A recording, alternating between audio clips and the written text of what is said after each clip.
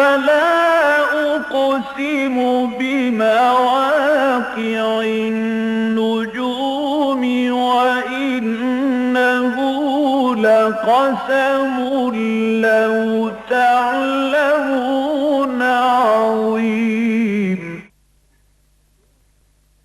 إنه لقرآن كريم في كتاب مكنون لا يمسه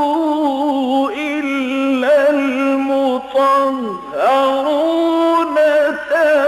تنزيل من رب العالمين.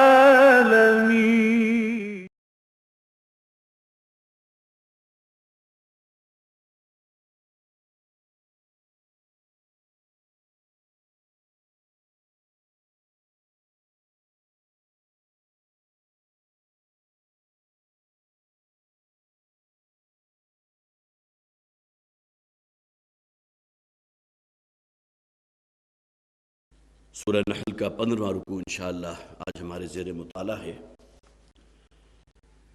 یہ بات تو ذہن نشین رہنی چاہیے کہ سورہ مبارکہ اللہ تعالیٰ کی نعمتوں، اس کے انعامات، بے پایاں احسانات کے ضمن میں قرآن حکیم کا ذروہ سنام ہے۔ یہ کیونکہ مکی دور کی صورت ہے، لہذا جو ایک اسلوب ہے مکی صورتوں کا وہ بھی بڑا نمایاں ہے توحید کے اعتبار سے، اس لیے کہ واقعہ یہ ہے کہ اس وقت کا اصل مرض جو تھا وہ تو شرک تھا۔ اپنے آپ کو وہ سمجھتے یہ تھے کہ ہم دین ابراہیمی پر ہیں، لیکن یہ کہ ان کے جو بھی اعمال تھے، ان کے جو بھی مراسم عبودیت تھے وہ سراسر شرک کے اوپر مبنی تھے، لہذا جگہ جگہ جو ابطال کیا گیا ان کے مشرکانہ عقائد کا کیا گیا۔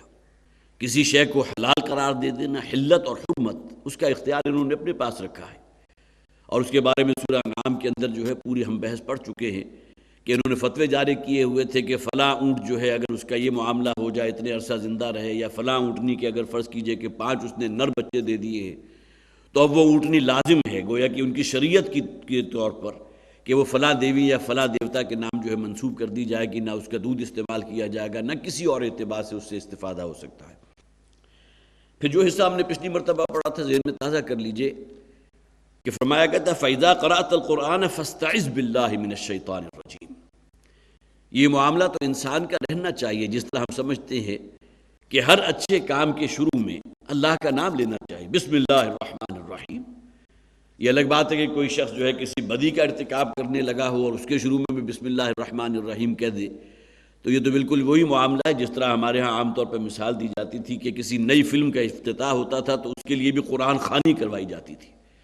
تو یہ تو گویا کہ ہمارے دین کے تصورات جب مسخ ہو جاتے ہیں تو اس کا نتیجہ نکلتا ہے، لیکن یہ کہ خاص طور پر قرآن حکیم کے معاملے میں فرمایا کہ فَإِذَا قَرَأْتَ الْقُرْآنَ فَاسْتَعِذْ بِاللَّهِ مِنَ الشَّيْطَانِ الرَّجِيمِ، اس لیے کہ شیطان یہ گوارا نہیں کرتا کہ کوئی بندہ اللہ کے کلام کے ساتھ اپنے رابطے کو استوار کرے، لہذا وہ وسوسہ اندازی بھی کرتا ہے، مختلف قسم کی غلط فہمیاں بھی پیدا کرتا ہے، جیسے قرآن خود کہتا ہے یضل بہ کثیرا ویہدی بہ کثیرا۔ اس قرآن کے ذریعے اللہ تعالیٰ فرماتے ہیں کہ بہتوں کو جو ہے وہ ضلالت اور گمراہی کے رستے کے اوپر چلا دیتے ہیں، وہ اپنے نفس کی جو خواہشات ہیں اس کے گویا کہ زیر اثر آ کے اس رستے کو اختیار کر لیتے ہیں، اور بہت سے لوگ وہ ہیں کہ جو ہدایت کے رستے پر آ جاتے ہیں۔ تو اس قرآن کے اندر دونوں کوالٹیز موجود ہیں، ہدایت کا طالب ہو تو یہاں سے ہدایت تم حاصل کر سکو گے، لیکن اگر گمراہی کا رستہ اختیار کرنا چاہتے ہو، اس حوالے سے فرمایا گیا کہ جب بھی قرآن کی تلاوت کرو تو ایسا نہ ہو کہ شیطان جو ہے کہیں تمہیں کوئی چوک لگا دے، کسی وسوسے میں مبتلا کر دے، کسی غلط فہمی میں ڈال دے۔ فَاسْتَعِذْ بِاللَّهِ مِنَ الشَّيْطَانِ الرَّجِيمِ، تو فوراً اللہ کی پناہ حاصل کیا کرو شیطان مردود سے۔ پھر ہم نے وہ آیت بھی پڑھی تھی جس میں نبی اکرم صلی اللہ علیہ وسلم کے لیے بڑا ایک تشفی اور تسلی کا انداز تھا، وَلَقَدْ نَعْلَمُ أَنَّهُمْ يَقُولُونَ إِنَّمَا يُعَلِّمُهُ بَشَرٌ۔ ہمیں خوب معلوم ہے کہ یہ لوگ کہتے ہیں کہ اے نبی صلی اللہ علیہ وسلم، آپ کو جو قرآن کی تعلیم دے رہا ہے وہ کوئی اللہ نہیں ہے، کوئی فرشتہ واسطہ نہیں ہے، بلکہ کسی انسان سے آپ تعلیم حاصل کر رہے ہیں۔ اس کے ضمن میں یاد ہوگا کہ کچھ ایسے لوگ وہاں موجود تھے مکہ کی بستی میں جو عجمی تھے، جو تورات اور انجیل جو ہے اس کے پڑھنے والے تھے،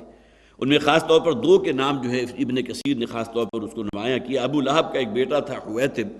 اس کا رومی غلام تھا یسار، اور اسی طرح ایک اور عامر حزمی کا ایک رومی غلام تھا جس کا نام جبر آتا ہے۔ یہ دونوں وہاں موجود تھے مکہ کی بستی میں۔ حضور کا بھی دعوت و تبلیغ جو ہے اس کے اعتبار سے ان کے پاس کھڑے ہو کر بھی باتیں کیا کرتے تھے۔ تو ان لوگوں نے یہ مشہور کر دیا کہ محمد صلی اللہ علیہ وسلم یہاں کھڑے ہو کر اصل میں ان کے پاس چونکہ انجیل اور تورات کا علم ہے، لہٰذا وہاں سے کچھ شے حاصل کر لیتے ہیں اور آ کے پھر ہمارے اوپر دھوس جماتے ہیں کہ یہ اللہ کا کلام ہے اور اللہ نے مجھ پر نازل فرمایا، معاذ اللہ ثم معاذ اللہ۔ تو حضور کو تسلی دی گئی، ہمیں خوب معلوم ہے جو یہ کام کر رہے ہیں۔ حالانکہ بڑی منطقی سی بات ہے کہ جس شخص کی طرف یہ منسوب کر رہے ہیں لسان الذی یلحدون الیہ اعجمی، وہ تو عجمی شخص ہے، ایک ایسا شخص کہ جس کی اپنی مادری زبان عربی نہیں ہے، عجمی ہے، اور اس نے تورات یا انجیل جو اسے پڑھا بھی ہے تو کہیں عبرانی زبان میں پڑھا ہے۔ کیسے ممکن ہے کہ قرآن حکیم جیسا جو ہے خوبصورت کلام جو ہے وضع کر کے لے آئے؟ تو اتنی ان لوگوں کی مت ماری گئی کہ وہ شخص کہ جس کی طرف یہ منسوب کر رہے ہیں وہ تو عجمی شخص ہے، اور قرآن عربی مبین میں ہے، فصیح عربی زبان میں ہے۔ پھر وہ آیت جو ہم نے آخر میں پڑھی تھی اس کو پھر تازہ کر دیجئے، من کفر باللہ من بعد ایمانہ الا من اکرہ وقلبہ مطمئن بالایمان۔ جو شخص اللہ پر ایمان لانے کے بعد کفر کرے گا سوائے اس شخص کے کہ جسے بالکل مجبور کر دیا گیا، کارنر کر دیا گیا ہو، اسے اپنی جو ہے موت آنکھوں کے سامنے منڈلاتی نظر آ رہی ہو، اس پر تشدد کیا جائے، یا فرض کیجئے کہ گن پوائنٹ پر، اور اسے آپشن دے دی جائے کہ یا تو ہمارے معبودوں کے حق میں جو ہے کوئی صحیح بات کرو، اور یا یہ کہ پھر یہ تلوار جو ہے تمہارے جسم کے اوپر سے تمہارے سر کو جو ہے الگ کر دے گی، جدا کر دے گی۔ جس شخص کو اس درجے مجبور کر دیا گیا ہو اس کے لیے تو روا ہے، لیکن اس کے ساتھ ایک شرط اور قائد کر دی گئی، وَقَلْبُهُ مُطْمَئِنٌ بِالْإِيمَانِ، اس کا قلب جو ہے وہ ایمان کی حلاوت پر مطمئن ہو، اسے معلوم ہو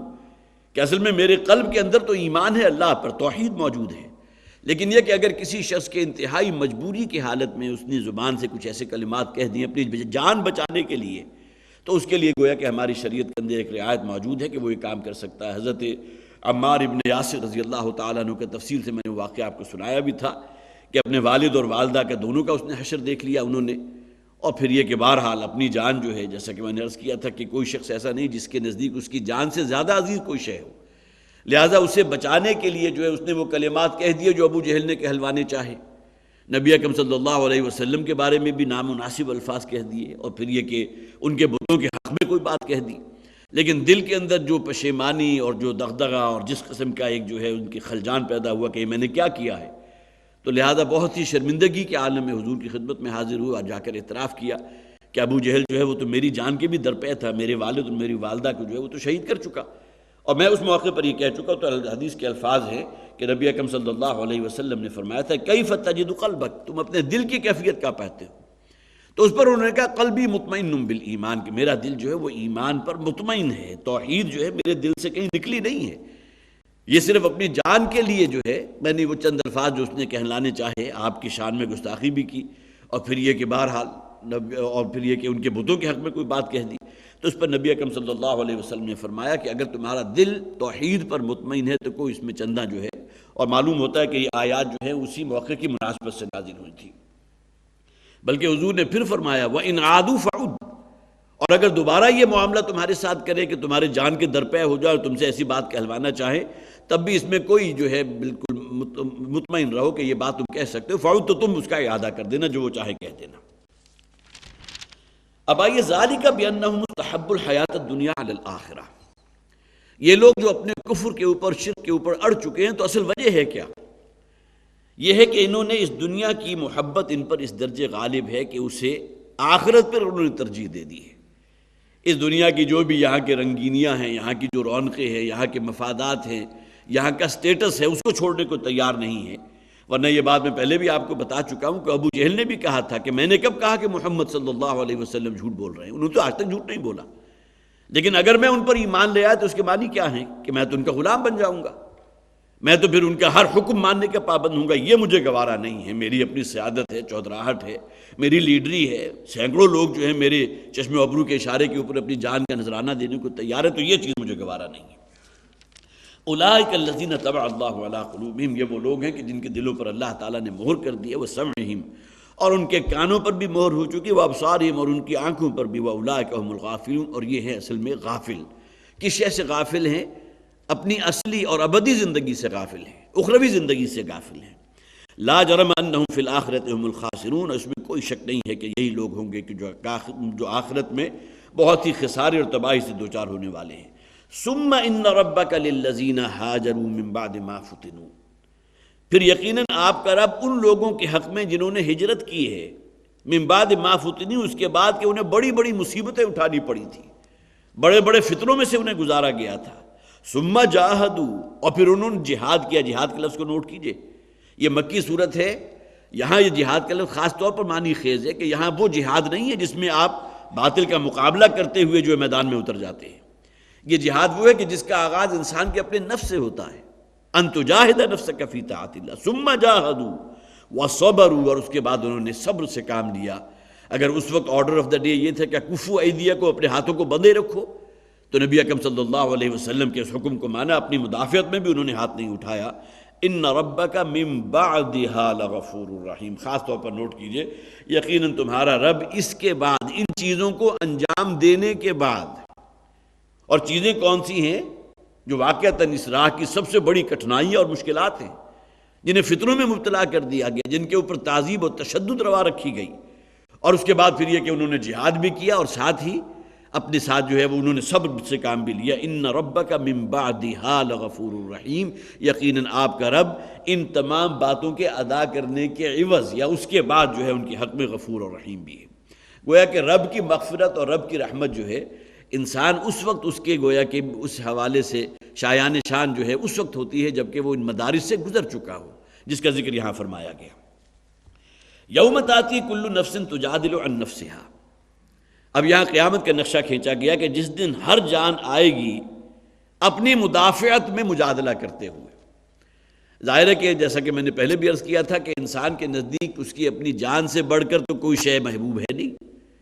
اس دنیا میں بھی انسان اپنی جان کو بچانے کے لیے اپنی بیوی بچوں کو بھی قربان کر دیتا ہے، اپنے اعزاء و اقارب بڑے بڑے ایسے جن سے بڑی محبتوں کا دعویٰ ہے اسے، ان کو جو ہے وہ بھی گویا کہ اسے بھی پار لگا دیتا ہے۔ اور ظاہر ہے کہ وہ اس کا اپنا انفرادی فعل نہیں ہوتا، اصل شے کیا ہے؟ اپنے جان کی حفاظت۔ لہٰذا یہ بات میں نے بھی پہلے بھی عرض کی تھی کہ جب یہ غدر ہوا تھا 1947 والا، تو کتنی مثالیں ایسی ہیں کہ پورے خاندان میں سے صرف ایک شخص بچ کر یہاں پہنچا تھا، اس کی نگاہوں کے سامنے اس کے بیوی بچے، اس کے بھائی بہنیں اور اس کے والدین جو ہیں تمام کے تمام موت کے گھاٹ اتار دیے گئے، لیکن اس نے اپنے آپ کو گویا کہ محفوظ رکھا اور کسی طرح جو ہے وہ راہ فرار اختیار کرتا ہوا یہاں پاکستان پہنچ گیا۔ تو اس دن بھی جب ہر شخص کو جہنم کی آگ سامنے نظر آ رہی ہے، اسے معلوم ہے کہ میرا انجام کیا ہونے والا ہے، تو ظاہر ہے کہ اپنی مدافعت میں اور اپنے نفس کو بچانے کے لیے، جہنم کی آگ سے بچانے کے لیے جو کیسے کیسے وہ معذرتیں نہیں تراشے گا، کیسے کیسے ہیلے نہیں بنائے گا۔ یوم تاتی کل نفس تجادل عن نفسها وتوفى کل نفس ما عملت، لیکن دوسری طرف حقیقت کیا ہوگی کہ ہر جان کو جو کچھ اس نے کیا ہوگا اس کا بھرپور بدلہ دے دیا جائے گا۔ اب یہ بدلہ دو ہی شکل میں ہو سکتا ہے، اگر نیکوکار ہیں، اہل تقوی ہیں، اللہ کی فرما برداری اطاعت اختیار کیے ہوئے ہیں تو بہترین اجر و ثواب ملے گا، لیکن اگر بدکاری کے رستے پر ہیں، شیطان کے نقش پا کی پیروی کیے ہوئے ہیں، تو ظاہر ہے کہ وہی بدلہ ہوگا کہ جو انتہائی بھیانک انجام کی شکل میں ان کے سامنے موجود ہوگا۔ ثم توفى كل نفس ما عملت، وفا یوفی پورا پورا دے دینا، اس دن ہر جان کو جو ہے وہ پورا پورا مل کر رہے گا جو اس نے عمل کیا ہوگا، وہم لا یظلمون، اور کسی پر جو ہے کوئی ایک تنکے کے برابر، قرآن میں کہا گیا ہے فتیلہ، ایک دھاگے کے برابر یا ایک رائی کے دانے کے برابر بھی کسی کے ساتھ کوئی ناانصافی کا معاملہ نہیں ہوگا۔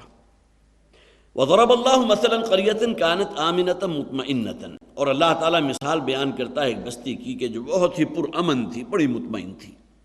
پہلے ترجمہ کر لیجئے، اس کے بعد اس سے جو جو چیزیں مراد ہو سکتی ہیں اس کے بارے میں عرض کروں گا۔ یاتیہا رزقہا رغدا من کل مکان،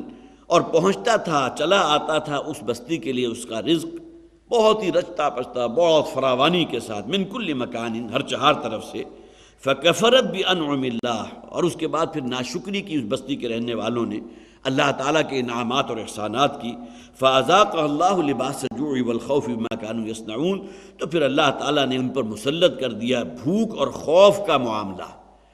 اس کو گویا کہ انہوں نے اس کو اپنی لپیٹ میں لے لیا، بما كانوا يصنعون، بسبب ان کے کاریگری کے، یا جو کام وہ کیا کرتے تھے۔ یہاں بہت ہی حافظ احمد یار صاحب کا میں سن رہا تھا رات اس مقام کا جو انہوں نے تفسیر بیان کی تھی، تو بہت ہی خوبصورت انہوں نے ان کی جس کے بارے میں وہ بڑے مطمئن تھے کہ ہم اللہ کے ہاں کامیاب ہوں گے، لیکن قرآن کہتا ہے کہ جو ان کی جو صنعت تھی، جو کاریگری تھی، اس کی بنیاد پر اللہ تعالیٰ نے ان کے اوپر جو ہے بھوک اور خوف کو مسلط کر دیا۔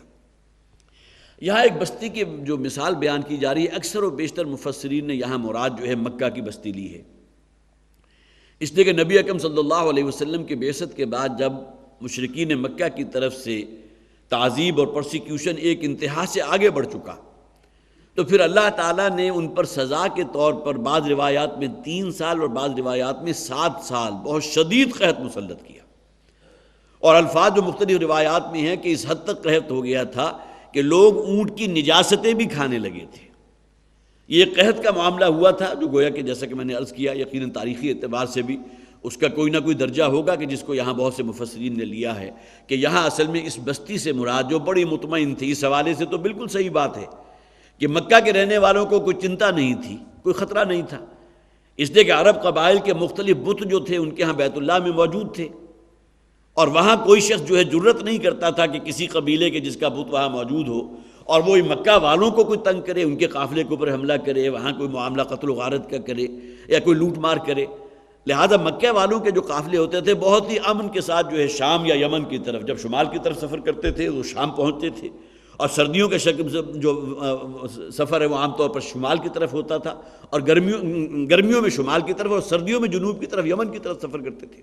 لہذا اس حوالے سے تو بالکل صحیح بات ہے، کانت مطمئنۃ مطمئنہ، وہ بڑے مطمئن تھے، بہت ہی امن سے تھے، ان کے قافلوں پر کوئی ہاتھ نہیں ڈالتا تھا۔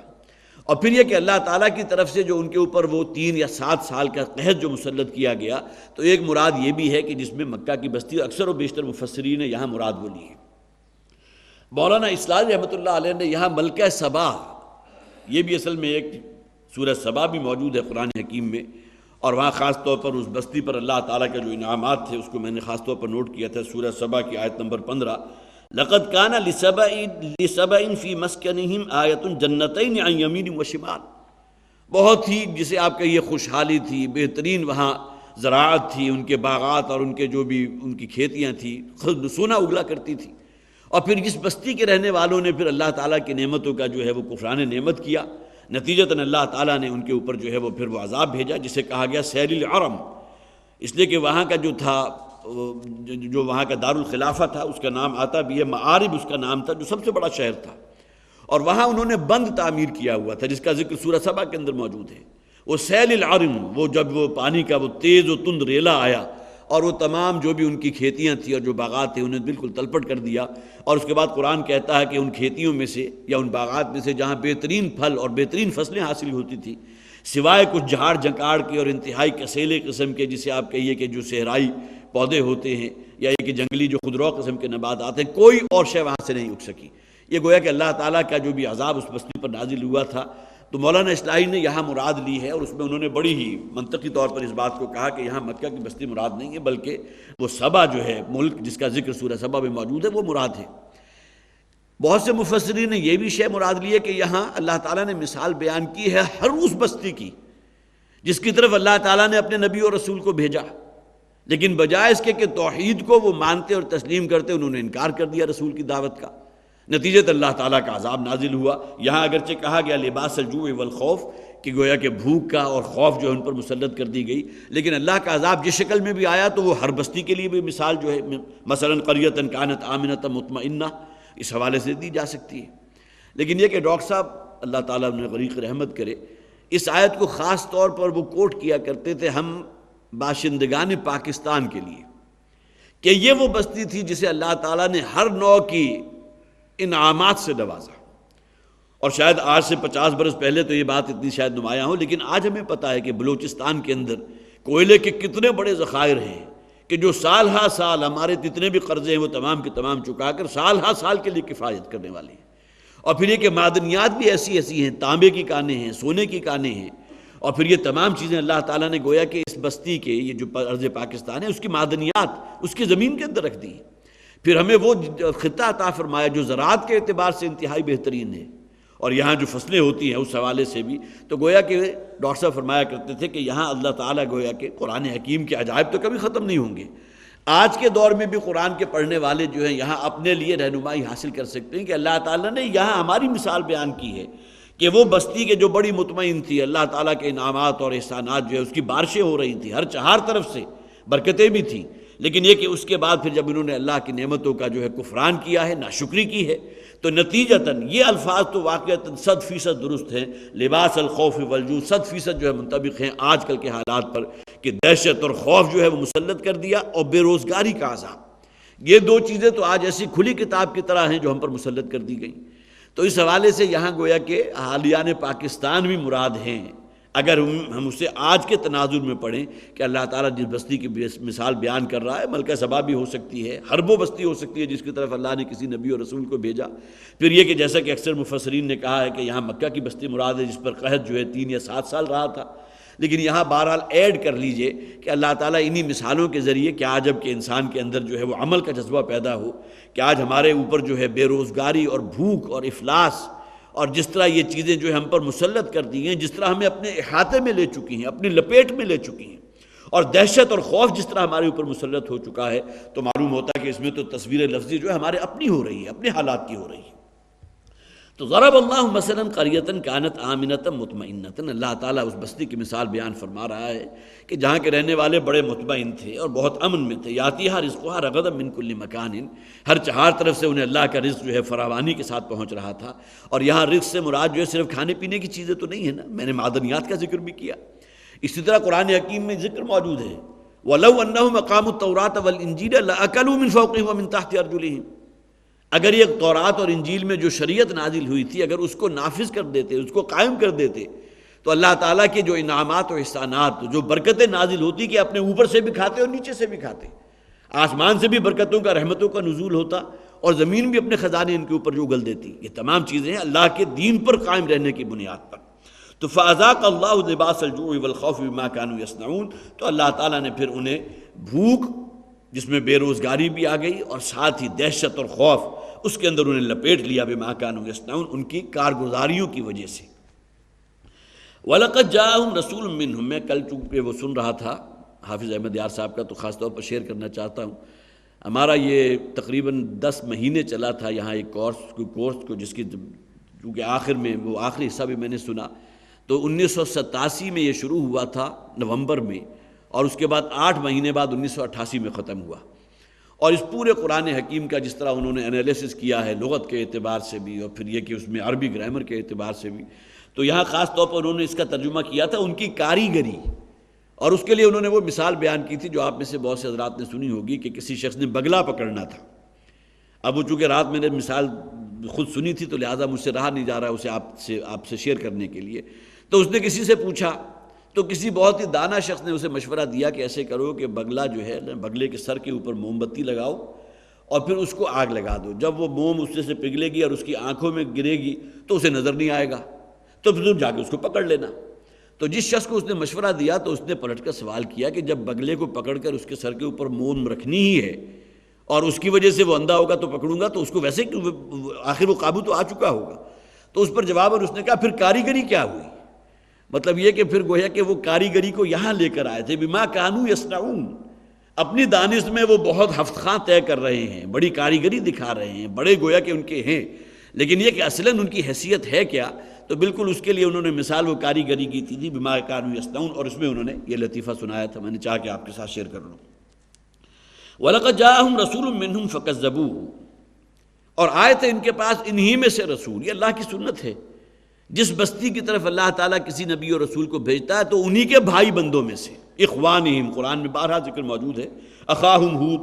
ان کے بھائی حضرت ہود علیہ السلام کو قوم عاد کی طرف، اخاہم صالحہ، ان کے بھائی حضرت صالح کو جو ہے قوم صالح کی طرف بھیجا، تو اسی بستی کے رہنے والوں میں سے انہی کے بھائی بندوں میں سے اللہ تعالیٰ کسی کو منتخب کرتا ہے نبوت و رسالت کے لیے، اور ظاہر ہے کہ یہ لوگ دین ابراہیمی کے پیروکار سمجھتے تھے اپنے آپ کو۔ حضرت ابراہیم علیہ السلام کے بعد کتنے ہی سینکڑوں ہزاروں رسول آئے ہیں نبی اکرم صلی اللہ علیہ وسلم تک، تو ان تمام لوگوں کے ساتھ اللہ تعالیٰ کی سنت یہی رہی ہے کہ جب انہوں نے اس نبی اور رسول کی دعوت کو رد کر دیا، نبی کا معاملہ الگ ہے، اس سے پہلے بھی میں عرض کر چکا ہوں کہ نبیوں کا معاملہ جو ہے اس حوالے سے بالکل ایکسیپشنل ہے کہ بہت سے نبی اللہ کے رستے میں شہید کر دیے گئے، قتل کر دیے گئے، ان کی جان بھی لے لی گئی، لیکن یہ کہ رسولوں کا معاملہ یہ نہیں. کتب اللہ لأغلبن انا ورسولی، اللہ تعالیٰ نے یہ بات تو طے کر دی ہے کہ میں یعنی کہ میرا دین اور میرا رسول لازماً غالب رہیں گے. لہذا رسولوں کے معاملے میں یہ نہیں ہو سکتا کہ رسولوں کو قتل کر دیا جائے. رسولوں کو تو لازماً غلبہ حاصل ہوگا، اور اس سے پہلے غلبہ حاصل ہونے کی صرف ایک ہی شکل تھی. اکثریت تو انہی لوگوں کی تھی، تمام وسائل ان کے ہاتھ میں تھے جو اللہ کا انکار کرنے والے تھے. لہذا اللہ تعالیٰ کی طرف سے پھر عذاب نازل ہوتا تھا، اور پوری کی پوری بستی جو ہے وہ ملیا میٹ کر دی جاتی تھی، نیست و نابود کر دی جاتی تھی. اور اس سنت اللہ سے یہ لوگ واقف تھے. لہذا فرمایا گیا وَلَقَدْ جَاءَهُمْ رَسُولٌ مِّنْهُمْ، ان کے پاس آئے تھے انہی میں کے رسول، آتے رہے پے در پے، سینکڑوں کی تعداد میں آئے. فَكَذَّبُوهُ، لیکن ان قوموں نے اس رسول کا، اس نبی کا انکار کیا. فَأَخَذَهُمُ الْعَذَابُ وَهُمْ ظَالِمُونَ، پھر اللہ تعالیٰ کی طرف سے ایک عذاب نے انہیں آ پکڑا اور وہ ظلم کرنے والے تھے. بین السطور، چونکہ یہ سورہ مبارکہ بھی مکی دور کی ہے اور کافی عرصہ گزر چکا ہے، لہٰذا یہاں گویا کہ انہیں بھی توجہ دلائی جا رہی ہے. ایک تو عذاب وہ ہے جس کا ذکر میں نے عرض کیا تھا کہ وہ بہت شدید قحط جو ہے ان پر مسلط رہا تھا، جس کے بارے میں بہت سے حضرات نے تعویل کی. اس سے پہلی آیت کی کہ یہاں جو ہے وہ مکہ کی بستی مراد ہے، وہ تو ہے، لیکن یہ کہ بہرحال پیشگی متنبع کیا جا رہا ہے کہ عین ممکن ہے کہ اللہ تعالیٰ کا عذاب تمہیں اپنی لپیٹ میں لے لے، اس لیے کہ اللہ کی سنت رہی ہے کہ جب رسولوں کی تکذیب کر دی جائے پھر اللہ کا عذاب آتا ہے. وَهُمْ ظَالِمُونَ، اور وہ لوگ انتہائی ظلم کرنے والے ہوتے ہیں. اور اس بات کو بھی نوٹ کر لیجئے کہ اہل مکہ پر اللہ کا عذاب اس شکل میں نہیں آیا جسے عذاب استیصال کہتے ہیں، کہ آسمان سے پتھروں کی بارش ہو یا کہ بہت بڑا زلزلہ یا خسف آ جائے، زمین میں دھسا دیا جائے. یہ نہیں آئی، بلکہ یہ کہ اللہ تعالیٰ عذاب قرار دیتا ہے غزوہ بدر کے موقع پر. ان کے جو بڑے بڑے، جسے آپ کہیے جو ان کے پیشوا تھے، جو ان کی ٹاپ کی لیڈرشپ تھی، جو ان کے کریم تھے اپنے معاشرے کے، وہ تمام کے تمام جو ہے غزوہ بدر میں 70 کی تعداد ہے. ابو جہل انہی میں کا ایک تھا، عتبہ تھا، ولید تھا. یہ تمام لوگ جو ہیں وہاں جہنم واصل ہوئے تھے. گویا کہ اللہ کے عذاب کا کوڑا ان لوگوں پر آسمان سے پتھروں کی بارش کی شکل میں یا طوفان نوح کی شکل میں یا اس شکل میں نہیں آیا، بلکہ غزوہ بدر میں اللہ کے عذاب کا کوڑا جو ان کے پیٹھوں پر برسا تھا، اور ان کے وہ جو جسے آپ کا یہ کریم جو تھے، ان تمام کو جو ہے اللہ تعالیٰ نے ہلاک کر دیا تھا. فَكُلُوا مِمَّا رَزَقَكُمُ اللَّهُ حَلَالًا طَيِّبًا، تو کھاؤ جو کچھ اللہ تعالیٰ نے تمہیں رزق عطا فرمایا، لیکن اس میں حلال اور طیب. اگلی آیات کے اندر اس کی ایک تشریح بھی آ جائے گی، اس لیے کہ پہلی تمام شریعتوں کے اندر 4 چیزیں وہ ہیں کہ جو ہمیشہ سے حرام رہی ہیں. ابھی جب اس کا ذکر آئے گا تو میں اس میں عرض بھی کر دوں گا، لیکن یہ کہ بہرحال وہ چیزیں جو ہمیشہ سے حرام رہیں. اس کے علاوہ مختلف شریعتوں کے اندر مختلف چیزیں حرام قرار دے دی گئیں، جیسا کہ سورہ انعام کے اندر، وہ میں نے خاص طور پر آیت بھی نوٹ کی تھی. وَعَلَى الَّذِينَ هَادُوا حَرَّمْنَا كُلَّ ذِي ظُفُرٍ وَمِنَ الْبَقَرِ وَالْغَنَمِ حَرَّمْنَا عَلَيْهِمْ شُحُومُهُمَا، کہ اللہ تعالیٰ نے عذاب کے طور پر ان کے لیے جو ہے وہ جانور بھی حرام کر دیے تھے کہ جن کے ناخن جو ہیں وہ پھٹے ہوئے نہ ہوں، اور پھر یہ کہ وہ لوگ، وہ جانور بھی کہ جن کی پشت کے ساتھ جو چربی ہوتی ہے، انتڑیوں کے ساتھ جو چربی ہے، وہ چربی ان لوگوں کے اوپر حرام کر دی تھی، خواہ وہ بھیڑ بکری ہی کیوں نہ ہو، جس کو وہ استعمال کر سکتے تھے ان کا گوشت، لیکن چربی استعمال نہیں کر سکتے ان کی سیاہکاریوں کی وجہ سے اللہ نے ان کے اوپر حرام کر دی تھی. تو شریعت کے احکامات کے اندر جسے آپ کہیے کہ یہ جو اونچ نیچ جو ہے یہ تو ہوتی رہی ہے، لیکن جسے مبادیات کہیں گے، بنیادی طور پر 4 چیزیں جس کا ذکر یہاں بھی کیا جائے گا. انما حرم علیکم المیتۃ والدم ولحم الخنزیر وما اہل لغیر اللہ بھی، یہ 4 چیزیں تو وہ ہیں جو ہر شریعت کے اندر حرام رہی ہیں. تو فرمایا گیا فَكُلُوا مِمَّا رَزَقَكُمُ اللَّهُ، جو اللہ تعالیٰ نے تمہیں رزق عطا فرمایا ہے اس میں سے حلال اور طیب جو رستہ اللہ نے متعین کر دیا اسی کے اوپر قانے رہو، اسی پر اکتفا کرو. وَاشْكُرُوا نِعْمَتَ اللَّهِ إِن كُنتُمْ إِيَّاهُ تَعْبُدُونَ، اور اللہ کی نعمتوں کا جو ہے وہ شکر گزاری اختیار کیا کرو. یہ شکر تینوں لیولز کے اوپر ہوگا، شکر باللسان بھی ہے، شکر بالقلب بھی ہے، شکر بالجوارح بھی ہے.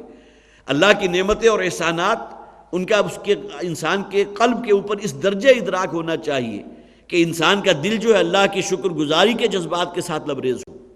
اور اسی کا نتیجہ نکلا کہ اللہ کے انسان کی زبان سے جو ہے وہ الفاظ نکلیں گے، سبحان اللہ، الحمدللہ، اللہ اکبر، کل کا کل شکر اللہ کے لیے، کل تعریف اللہ کے لیے، وہ انتہائی اعلیٰ و عرفہ ہے، وہ پاک ہے ہر نقص سے، ہر عیب سے، ہر کوتاہی سے پاک ہے.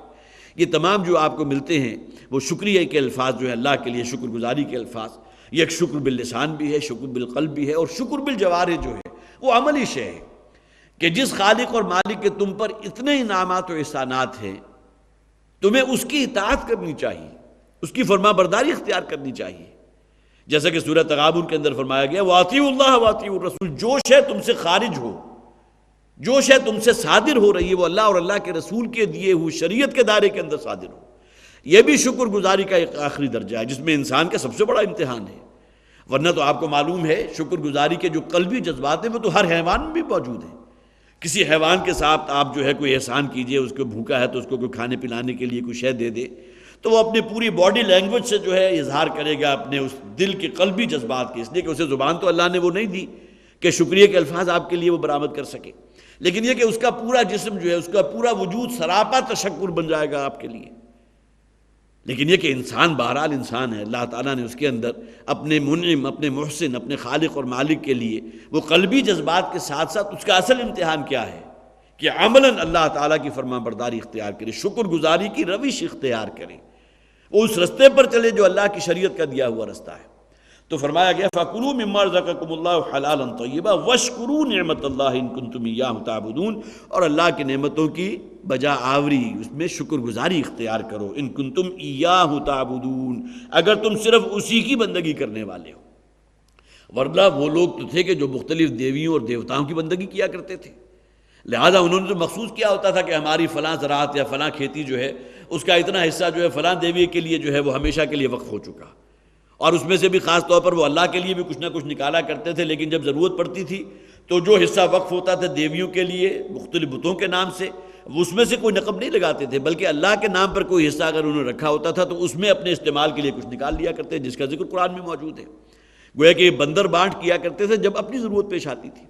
تو انہوں نے گویا کہ ایاہ تعبدون، اگر صرف اللہ ہی کی بندگی اختیار کیے ہوئے ہو تو صرف شکر گزاری بھی اسی کے لیے ہونی چاہیے. ورنہ انسان کے اندر جیسا کہ میں نے عرض کیا حیوانات میں بھی وہ جذبہ موجود ہے، انسانوں میں بھی موجود ہے، اور انسان کے اگر قلب کے اوپر کسی اعتبار سے بھی کوئی شے جو ہے وہ اس کے اوپر مسلط ہو جائے تو پھر سراپا شکر اسی کے لیے بن جاتا ہے، اس کی ہر خواہش جائز ہے یا ناجائز ہے اس کی بجا آوری میں لگ جاتا ہے.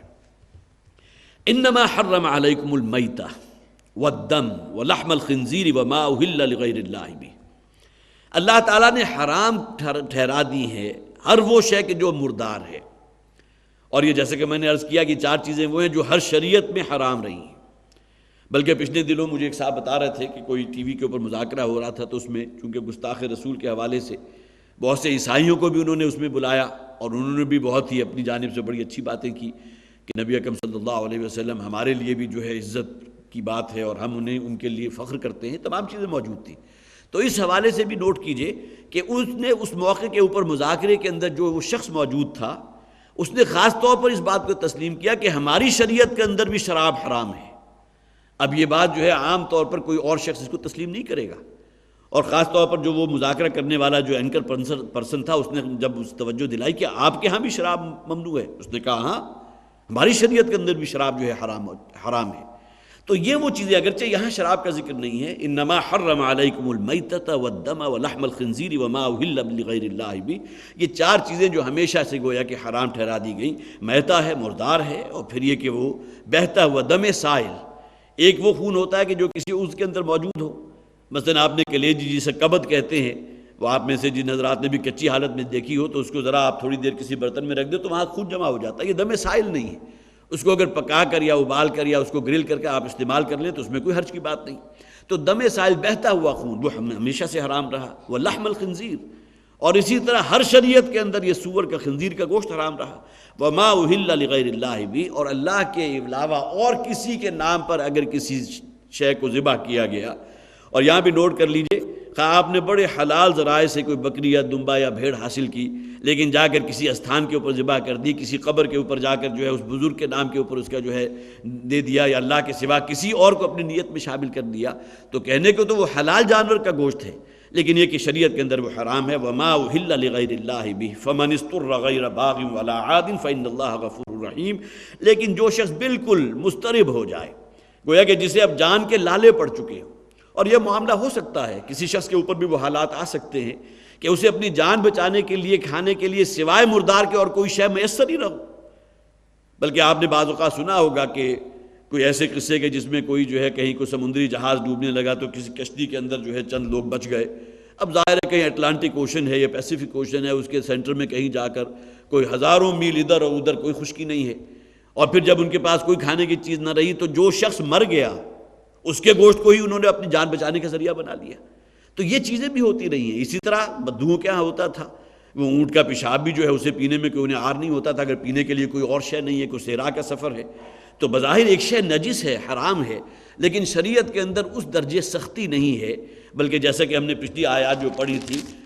من کفر باللہ من بعد ایمانہ الا من اکرہ وقلبہ مطمئن بالایمان، اس ضمن میں بھی میں نے عرض کیا تھا کہ انسان کو اگر بالکل کارنر کر دیا جائے، اس کے پاس کوئی آپشن نہ ہو اپنی جان بچانے کے لیے، کہ جو وہ شخص چاہا اس نے اس کی زبان سے جو ہے نکلوا دیا، خدا کے لیے نامناسب، نبی اکرم صلی اللہ علیہ وسلم کے لیے نازیبہ کلمات نکلوا دیے، یا اپنے بتوں کے حق میں اگر کوئی بات کہلوا دی، تو یہ چیز وہ ہے کہ جس کا پھر مواخذہ نہیں ہے۔ اور حضرت عمار بن یاسر رضی اللہ تعالیٰ عنہ کا واقعہ میں نے آپ کو تفصیل سے سنایا تھا۔ یہی معاملہ اپنی جان بچانے کے لیے، خود اس لیے کہ نوٹ کے لیے، غیر باغی ولا عادل، نہ تو اس کے اندر کوئی گناہ اور معصیت کا جذبہ بغاوت موجود ہو، ولا عادل، اور نہ ہی ہے کہ ایک حد سے زیادتی موجود ہو۔ ان دو ایکسیپشن کے اندر رہتے ہوئے صرف جان بچانے کی حد تک اس مردار سے استفادہ کیا جا سکتا ہے۔ کسی حرام شے سے جو ہے انسان منتفع ہو سکتا ہے اپنی جان بچانے کے لیے، لیکن غیر باغ ولا عاد، یہ نہ ہو کہ انسان محسوس کرے کہ یہ تو آج تک لذت مجھے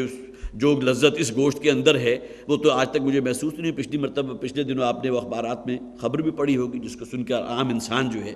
اس کے رونگٹے کھڑے ہو گئے تھے، کہ ہمارے ہاں ایسے لوگ بھی موجود ہیں جو قبروں کے اندر سے مردوں کو نکال کر اور اس کے گوشت کی ہنڈیاں پکا کر استعمال کرتے ہیں۔ اور واقعتاً یہ جسے آپ کہیے کہ ثم رددناہ اسفل سافلین، انسان کو اللہ تعالیٰ نے بہترین تقویم پر پیدا کیا تھا، لیکن اس کے بعد جب یہ درندگی اور یہ بہیمیت اس کے اوپر جب مسلط ہوتی ہے تو کوئی انسان اس کا مقابلہ نہیں کر سکتا، پھر تو درندوں میں سے بھی کہیں گیا گزرا۔ کوئی درندہ، ظاہر ہے درندوں کا تو کھانے کی شے ہی مردار ہے، درندوں میں ایسے بھی نفیس ہوتی ہے کہ جو کسی مردار کو جو ہے وہ منہ نہیں لگاتے بلکہ وہ خود شکار کر کے کھاتے ہیں، لیکن انسان اس درجے گر جائے گا کہ وہ قبروں میں سے مردہ کو نکال کر اور اس کے گوشت کے ٹکڑے کر کے جو ہڈیاں بنا کر اور پکا کر اس کو استعمال کرے گا۔ یہ معاملہ جو ہے ظاہر ہے کہ وہ خبر یہاں، اگرچہ ہمارے دین کا مزاج تو یہ ہے کہ اس قسم کی کوئی برائی کسی معاشرے میں ہو تو اس کو افشا نہیں کرنا چاہیے، کچھ آئیے کہ اسے تمام چینلز کے اوپر اور ان لوگوں کی تصویریں بھی اور وہ تمام چیزیں جو ہیں لوگوں کے اندر، اور یہ الگ بات ہے کہ اس سے وہ لوگ کہتے ہیں کہ لوگوں میں کراہت پیدا ہو، لیکن یہ تمام چیزیں جو ہیں پھر آہستہ آہستہ انسان کے جذبات کو جو ہے بہت سخت کر دیتی ہیں، اور پھر چھوٹی سی بات سے جس طرح انسان کے اندر ایک ارتعاش پیدا ہو جاتا ہے، وہ پھر آہستہ آہستہ اس کی سکن جو ہے اتنی سخت ہو جاتی ہے کہ واقعات اس کے لیے روٹین کا درجہ رکھتے ہیں۔ تو کسی معاشرے کے اندر کوئی برائی ہو تو ہمارے دین کا تقاضا یہ ہے کہ من ستر مسلمن سترہ اللہ یوم القیامہ، اپنے کسی مسلمان بھائی کی جو ہے پردہ پوشی کرنا، اس کی کسی عیب کو چھپا جانا، یہ اللہ کے نزدیک بہت بڑے اجر و ثواب کی بات ہے، اور اللہ تعالیٰ قیامت کے دن تمہاری پردہ پوشی فرمائے گا، تمہارے عیب کی جو ہے وہ ستر پوشی فرمائے گا۔ تو یہ چیزیں ہمارے ہاں سے بالکل انقطاع ہو چکی ہیں۔ تو یہ ایک مثال یہاں اس معاشرے میں آج کے دور میں بھی موجود تھی،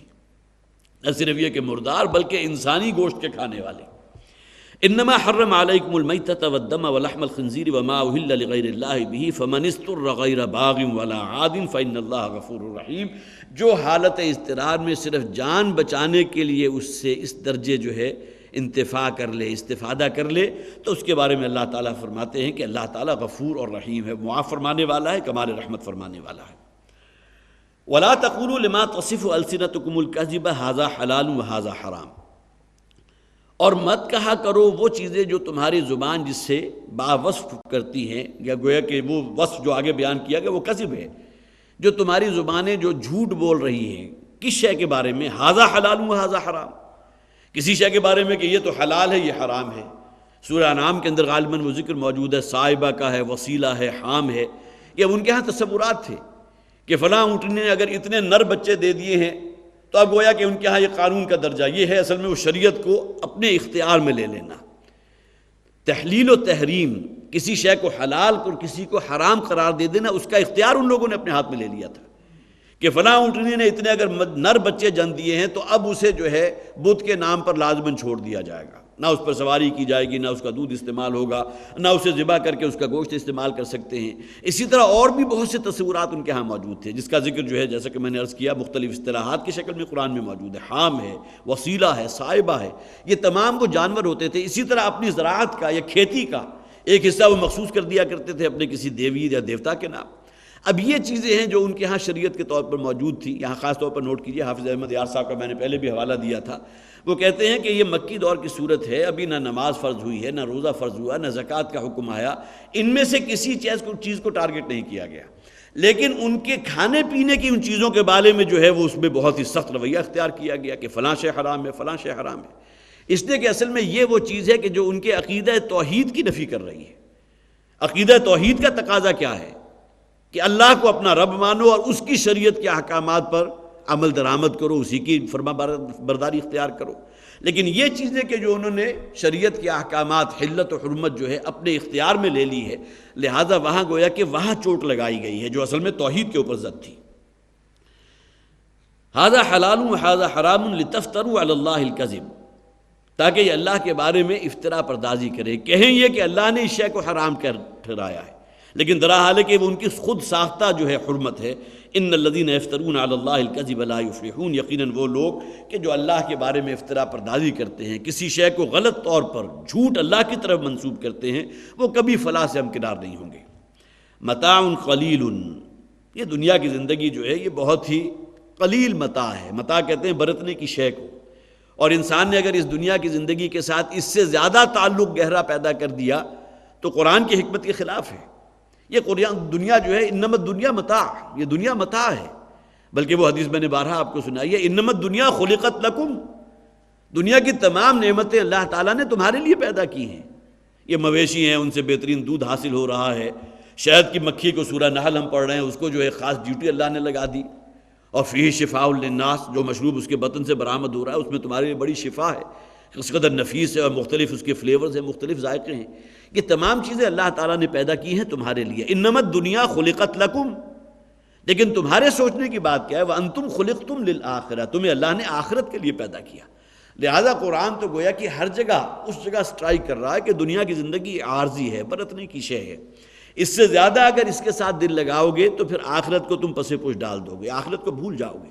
کلا بل تحبون العاجلۃ وتذرون الآخرہ، اصل مرض یہ ہے کہ تم عاجلہ سے محبت کرتے ہو، آخرت کو بھول جاتے ہو. یہی وجہ ہے کہ نبی اکرم صلی اللہ علیہ وسلم نے بڑے خوبصورت الفاظ ہیں احادیث کے، کن فی الدنیا کانک غریب او عابر سبیل. کہنے کو تو الفاظ بہت ہی سادہ ہیں، بہت اچھے ہیں، انسان جھوم بھی جاتا ہے، لیکن اس پر عمل کرنا کتنا مشکل ہے. اس لیے کہ ہمارے اندر جو ایمبیشنز ہیں، جو آرزویں تمنائیں ہیں، وہ تو دنیا میں آگے سے آگے بڑھنے کی ہے نا. آج اگر پرانے ماڈل کی کار ہے تو اگلے ماڈل کی ہونی چاہیے. آج اگر فرض کیجئے کہ 10 مرلے کا مکان ہے تو 1 کنال کا ہونا چاہیے، 1 کنال کا ہے تو 4 کنال کا ہونا چاہیے، 4 کا ہے تو 9 کا ہونا چاہیے. یہی ہمارے پیش نظر ہے نا. ابھی ہم اس فلاں بستی میں رہتے ہیں تو اب ہمیں فلاں بستی میں جانا چاہیے، اس سے اگلی بستی جو ہے وہ ٹارگٹ میں ہوتی ہے، وہاں جا کر منتقل ہونا چاہیے. یہ تمام چیزیں کہنا بہت آسان ہے. کن فی الدنیا کانک غریب، اس دنیا میں ایسے رہو گویا کہ اجنبی ہو، مسافر ہو. مسافر اگر کسی ہوٹل کے کمرے میں ٹھہرا ہے، کسی سرائے میں جا کر اس نے عارضی طور پر قیام کیا ہے، تو وہاں ہمیشہ رہنے کے لیے تو نہیں آیا. وہ اپنی ضرورت کا سامان اپنے ساتھ لے کر آئے گا اور اس کے بعد اپنی اگلی منزل کی طرف روانہ ہو جائے گا. کن فی الدنیا کانک غریب او عابر سبیل، یا راہ چلتے مسافر. اسی طرح حضور نے فرمایا مثلی، میری مثال ایسے لی ہے کراکب استظل تحت شجرۃ ثم راح فترکها. میری مثال تو اس راکب کی ہے، اس مسافر کی ہے کہ جو کہیں آرام کے لیے کسی درخت کے سائے تلے تھوڑی دیر جو ہے وہ ٹھہرا ہے، اور اس کے بعد ثم راح فترکها، اس کے بعد اس کو چھوڑا اور پھر اپنی اکثر منزل کی طرف روانہ ہو گیا. دنیا کا یہ دورانیہ بس اتنا ہی ہے. حقیقت یہی ہے. 60 70 80 برس جو حضرات گزار چکے ہیں گزشتہ زندگی کا، اگر وہ ذرا تھوڑا سا تجزیہ کریں تو معلوم ہوگا کہ 50 برس پہلے کی بات ایسے گویا کہ کل کی بات تھی. لیکن یہ کہ اصل زندگی تو آخر ثم راح فترکها، اور اس کے بعد وہ روانہ ہو گیا اس کو چھوڑ کر، اور پھر وہ اصل اپنی منزل کی طرف روانہ ہو گیا. متاع قلیل، یہ دنیا کا جو بھی ساز و سامان ہے بہت قلیل متاع ہے، تھوڑے عرصے کے لیے، بہت چھوٹا دورانیہ ہے. لذتیں اور یہاں کی جو بھی مٹھاس ہے بہت عارضی ہے، بہت کم ہے.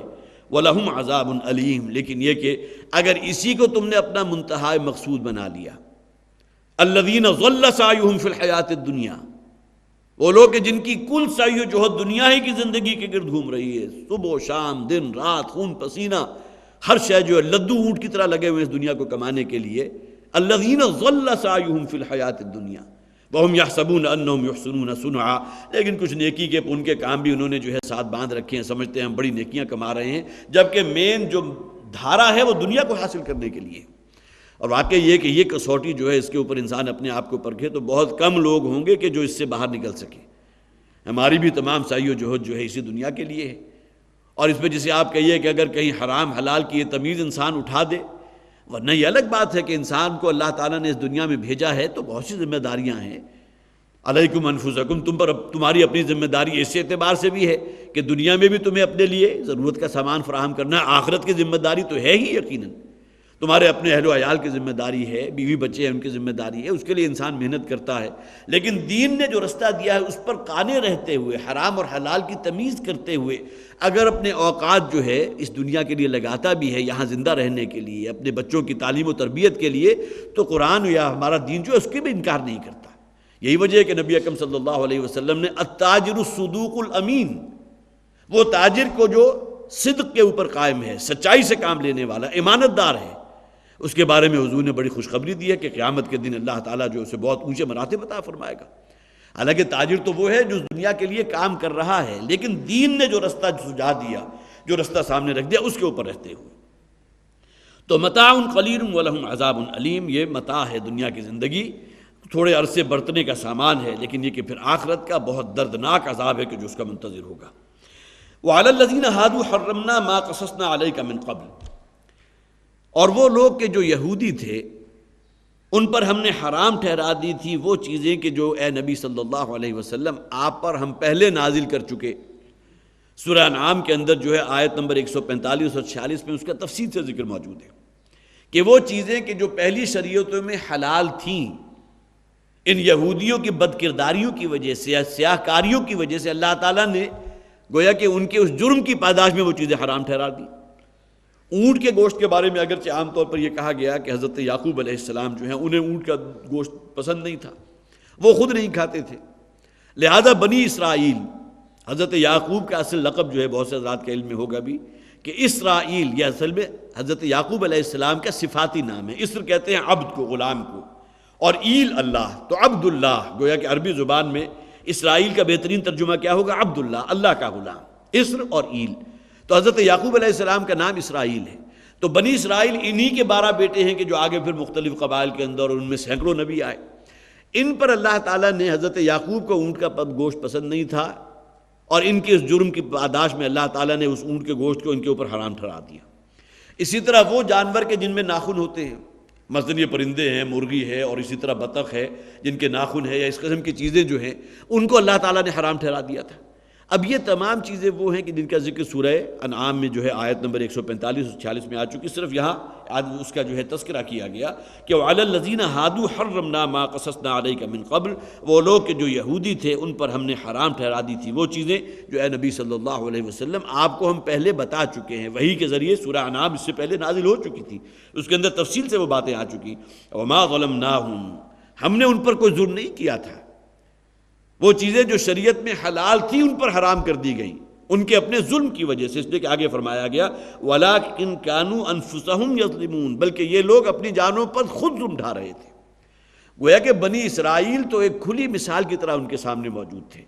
اور ان پر اللہ تعالیٰ نے اس وقت بھی موجود تھے یہودی.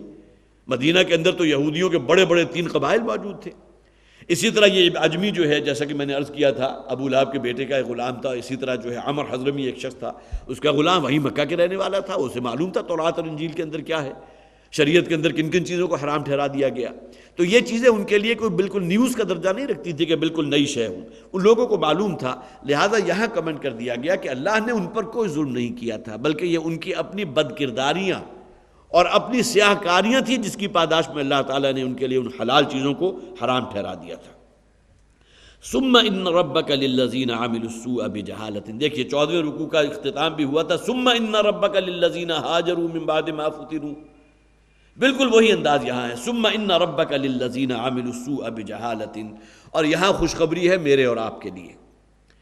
پھر آپ کا رب اے نبی صلی اللہ علیہ وسلم ان لوگوں کے حق میں جو کسی برائی یا بدی کا ارتکاب کرتے ہیں بجہالۃ، نادانی میں، کہیں جذبات کا طوفان کا ایک ریلا آیا،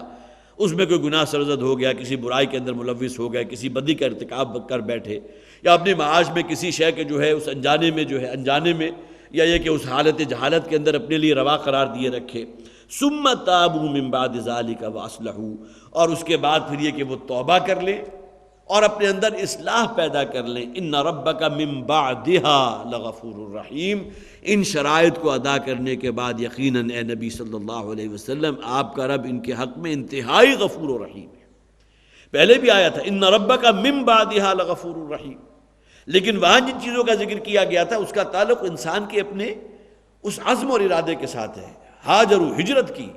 اور ہجرت صرف جو ہے کسی خطہ ارضی کو چھوڑ کر کہیں منتقل ہو جانا نہیں ہے، بلکہ ہر اس شے کو ترک کر دینا، چھوڑ دینا جو اللہ کو پسند نہیں ہے. ان تہجر ما کرہ ربک، ہجرت کا آغاز تو وہی ہوگا. وہاں جہاد کا لفظ آیا تھا ثم جاہدوا، وہ میدان میں جو ہے تلوار لے کر نکلنا وہ بھی جہاد کی اعلیٰ ترین شکل ہے، لیکن اپنے نفس کے خلاف مجاہدہ کرنا وہ اس کی گویا کہ پہلی سیڑھی ہوگی. وصبروا، اور انہوں نے صبر سے کام لیا. ان ربک من بعدها لغفور الرحیم، وہاں فرمایا گیا تھا ان شرائط کو پورا کرو تو تمہارا رب پھر ان کے بعد جو ہے ان کو پورا کرنے کے بعد یقیناً تمہارے حق میں انتہائی غفور و رحیم ہوگا. اور یہاں فرمایا گیا کہ وہ شخص جو کہیں جہالت میں، نادانی میں آ کر، کہیں جذبات میں اور کہیں اس میں جو ہے کسی گناہ کا یا کسی برے کام کا ارتکاب کر بیٹھتا ہے اور اس کے بعد پھر توبہ کرتا ہے صدق دل کے ساتھ، ثم تابوا ومن بعد ذلك، اور اس کے بعد وہ اصلحوا، اور اپنے اندر اصلاح پیدا کر لیتا ہے. ان ربک من بعدها لغفور الرحیم، یقیناً آپ کا رب ان لوگوں کے حق میں اس کے بعد، یہاں دیکھیے بعدها، ورنہ یہ کہ آپ جو ہے 1000 دفعہ اللہ سے کے حضور توبہ کر لیں، انی اتوب الیک توبۃ نصوحا، اے پروردگار میں تیرے حق میں تیرے لیے توبہ کرتا ہوں توبۃ نصوح، لیکن یہ کہ اگر اصلاح نہیں ہے، من بعدها کو نوٹ کیجئے، ان شرائط کو پورا کرنے کے بعد لغفور الرحیم، یقیناً وہ غفور بھی ہے اور رحیم بھی ہے. یہاں یہ 15واں رکوع یہاں اس کا ختم ہوا. اس کے بعد آخری رکوع 16واں رکوع باقی ہے، انشاءاللہ اگلی مرتبہ اس کا بیان ہوگا. اللہ تعالی ہمارے اندر حقیقی توبہ کے جذبات پیدا فرمائے. ہم میں سے کوئی شخص وہ نہیں ہے کہ جو معصوم عن الخطا ہو، گناہ برائی میں ملوث ہو جانا، شیطان لگا ہوا ہے ہر وقت، لیکن انسان جو اگر چوکنا رہے، ہوشیار رہے، تو اللہ تعالیٰ کی مدد اور تائید جو ہے وہ یقیناً حاصل ہوتی ہے. بارک اللہ لی ولکم فی القرآن العظیم ونفعنی وإیاکم بالآیات والذکر الحکیم.